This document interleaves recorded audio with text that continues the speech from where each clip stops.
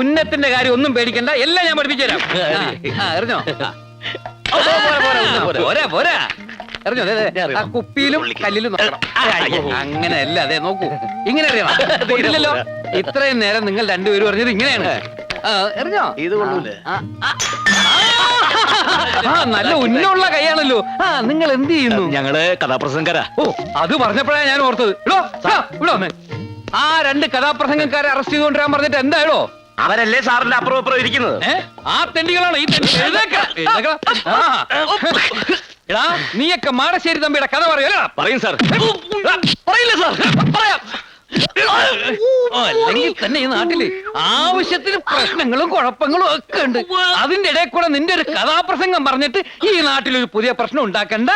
അങ്ങനെ ആവശ്യം വരുമ്പോ നിന്നെ ഞാൻ വിളിപ്പിച്ചോളാം. കൈമാറ്റടാ, ജനം മറന്നു കിടക്കുന്ന പഴയ കഥ കുത്തിപ്പൊക്കി എന്റെ പ്രഷർ കൂട്ടിയാലുണ്ടല്ലോ. പ്രഷർ ഉണ്ടല്ലേ? ആവശ്യത്തിന് ഷുഗർ ഉണ്ടോ? വേഗം സ്ഥലം വിട്ടോണം. ഇനി രണ്ടുപേരെ നാട്ടിലെങ്ങാനും കണ്ടുപോയാ കരിങ്കല്ലിനെ മുട്ടുകാലിയോടെ ഓടണ്ട, ജീപ്പിലോട്ട് കയറ്. ഇവന്മാരെ അങ്ങനെ ഓടിക്കാൻ നോക്കണ്ട. ഇവന്മാരെ എന്റെ ഉത്സവത്തിന് കഥ പറയാൻ വന്നവരാ. അവര് കഥ പറയും. ഇതിൽ പോലീസ് ഇടപെടണ്ട. പിന്നെ കള്ളന്മാരെ ഇടപെടണോ? അതുകൊണ്ടാണല്ലോ താൻ ഇടപെടണ്ടെന്ന് പറഞ്ഞത്. ഇടപെട്ട തന്നെ ഈ നാട്ടിൽ നിന്ന് സ്ഥലം മാറ്റുന്ന പ്രശ്നമില്ല. താൻ ഈ നാട്ടിൽ തന്നെ കിടക്കും. പെൻഷൻ പോലും ഇല്ല, ടെൻഷൻ അടിച്ച്. അയ്യയ്യേ, നിങ്ങൾക്ക് ഈ വിവരം എന്നോട് പറയാമായിരുന്നില്ലേ? എല്ലാ സൗകര്യങ്ങളും ഞാൻ ചെയ്തു തരുമായിരുന്നല്ലോ. ഞങ്ങൾ അങ്ങനെയാ, എല്ലാം രഹസ്യമായിട്ടേ ചെയ്യൂ. ഞങ്ങൾ ഈ പാട്ടുണ്ടാക്കുന്നത് പോലും രഹസ്യങ്ങളിൽ നിന്നാ. അരമന രഹസ്യം, അങ്ങാടിപ്പാട്ട് എന്ന് കേട്ടിട്ടില്ലേ? കേട്ടിട്ടുണ്ടാവും. എല്ലാ രഹസ്യങ്ങളും അന്ന് പരസ്യമാക്കണം. ഓഹോ, പാലത്തറക്കാരുടെ എല്ലാ ചെറ്റത്തരങ്ങളും അന്ന് വെളിച്ചത്ത് കൊണ്ടുവരണം. അവരുടെ കഥ മുഴുവൻ ഞാൻ പറഞ്ഞുതരാം. എല്ലാത്തിനും ഓ ഓ എന്ന് പറഞ്ഞോണ്ട് കാര്യമില്ല. നിങ്ങളുടെ കഥ കേട്ട് കഴിഞ്ഞാൽ പാലത്തറക്കാരെ നാട്ടുകാർ എവിടെ വെച്ച് കണ്ടാലും ഓടിച്ചിട്ട് അടിക്കണം. ഓ അല്ല, അങ്ങനെ പറഞ്ഞാ അവര് ഞങ്ങൾ ഓടിച്ചിട്ട് അടിക്കൂലേ? അടിക്കും. പക്ഷെ പറയാതിരുന്നാൽ ഒടിച്ചു മടക്കും. ആരാരെ? ഞാൻ നിങ്ങളെ. കഥയുടെ പേര് ഞാൻ തീരുമാനിച്ചു കഴിഞ്ഞു. ഓ, പാലത്തറയിലെ ചെറ്റത്തരങ്ങൾ. റീൽസിൽ തുടങ്ങിയുള്ളൂ. ഇവിടെ വെച്ചല്ല, അവിടെ. ഇനിയിപ്പോ എന്ത് ചെയ്യും? ഇനിയിപ്പോ എന്ത് പണ്ടാരെങ്കിലും ആയിക്കോട്ടെ, അവളുടെ ബന്ധുക്കളെ നമ്മൾ കയ്യിലെടുക്കുന്നതാ ബുദ്ധി. വാ. ഗീതുവിന്റെ ബന്ധുക്കളാ? അതെ. ഗീതുവിന്റെ ആരായിട്ട് വരും? അച്ചമ്മയാ ഞാന്. ഗീതുവിന്റെ അച്ഛമ്മ. എന്തൊരു നല്ല അച്ഛമ്മ. അച്ഛമ്മ അനുഗ്രഹിക്കണം. ഗീതുവിന്റെ ചെറിയമ്മ. ഗീതുവിന്റെ ചെറിയമ്മ. നല്ല ഉഗ്രം ചെറിയമ്മ. ചെറിയമ്മ അനുഗ്രഹിക്കണം. ഇത് ഇവിടുത്തെ വേലക്കാരി. കലക്കം വേല തന്നെ. വേല. സോറി, വേലക്കാരികളെ കണ്ട പണ്ടേ ഇരിക്കുന്നത്. നിങ്ങളുടെ കഥയുടെ പേരെന്താ പറഞ്ഞത്? പാലത്തറയിലെ ചെറ്റത്തരങ്ങൾ. അവിടം വരെ എത്തിയോ കാര്യങ്ങൾ? അതേ മുതലാളി, അവിടെ കഥയെഴുത്ത് തുടങ്ങി. എടാ മാസ്റ്ററെ, നീ ഇത് കേട്ടോ? എന്താ മുതലാളി? ഓ പൊട്ടൻ. എടാ, അവന്മാര് കഥയ്ക്ക് പേരിട്ടെന്ന്. പാലത്തറയിലെ ചെറ്റത്തരങ്ങൾ. ഫസ്റ്റ് ക്ലാസ് പേര്. പോയി തൂക്കടാ തെണ്ടികളെ. മര്യാദക്ക് കുളിക്കാൻ പോലും തെണ്ടികൾ സമ്മതിക്കില്ല.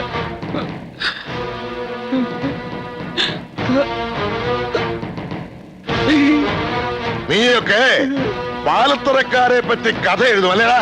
രണ്ടിന്റെ നാവ് ഞങ്ങൾ അറിയും. ഇവിടത്തെ ചെറ്റത്തരങ്ങൾ എന്തൊക്കെയാണെന്ന് നിന്നെയൊക്കെ ഞങ്ങൾ നേരിട്ട് കാണിച്ചു തരാം. മാസ്റ്റർ. Yes boss. ഞങ്ങൾക്ക് മനസ്സിലായി. എനിക്കും മനസ്സിലായി. ശരി, എല്ലാം മനസ്സിലായ സ്ഥിതിക്ക് ഇനി നിങ്ങൾ എഴുതേണ്ട കഥ ഞാൻ പറഞ്ഞുതരാം. മാടശ്ശേരി തമ്പി അഥവാ പരമനാറി. അവൻ എന്റെ കുടുംബത്തെ ചതിച്ചതും നാടായ നാട് മുഴുവൻ ഉണ്ണികളെ സൃഷ്ടിച്ച കഥയൊക്കെ ഞാൻ പറഞ്ഞുതരാം. അവരിവിടെ പകരം ചോദിക്കാൻ വരുമ്പോ ഈ കഥ കേട്ട് നാട്ടുകാരവനെ ചുട്ടുകരിക്കണം. എന്താ? അങ്ങനെ പറഞ്ഞാ അവര് ഞങ്ങളെ തല്ലും. തല്ലും. ഈ കഥ പറഞ്ഞില്ലെങ്കിൽ നിങ്ങളെ ഞാൻ കൊല്ലും. ഏതാ വേണ്ടതെന്ന് വെച്ചാ തീരുമാനിച്ചോ. നീ ആരുടെ കയ്യിൽ നിന്ന് മരിക്കാൻ പോണേ? അയ്യോ, ഈ കാലത്ത് നമ്മുടെ പോരാട്ടത്തെ പോകും.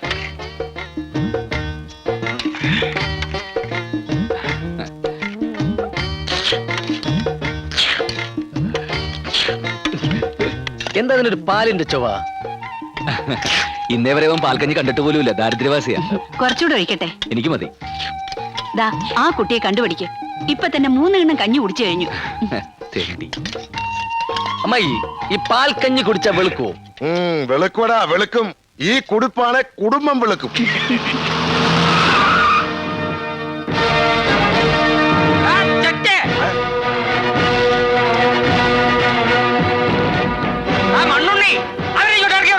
ഇറക്കി വിടാ, മനസ്സിലടാ മക്രി.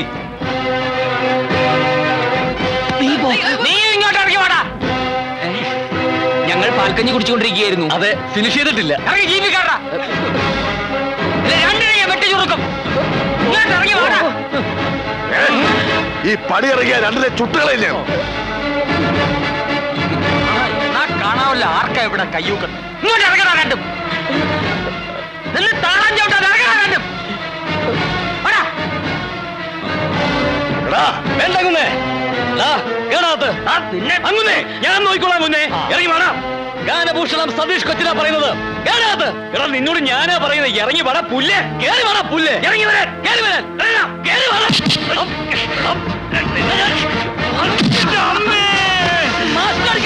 പട്ടി വന്ന് മാസിനെ അടിക്കും, നിന്നെ അടിക്കൂടാ. നിന്റെ കുരുക്കള തൊഴിച്ചു അവരെനിക്ക് വിട്ടു തന്നാലും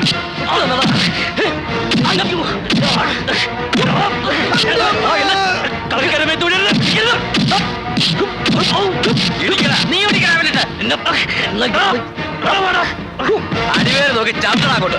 നീയും ചവിട്ടണ.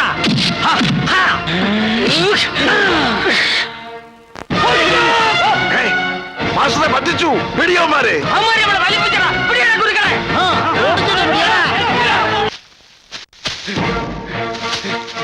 വിളിച്ചട ഗീതു അവിടെ. നിങ്ങൾ ഇതുവരെ എവിടെയായിരുന്നു? ഞാൻ നിങ്ങളെ എവിടെയൊക്കെ തപ്പി. ഞങ്ങള് തടി തപ്പി വന്നതല്ലേ.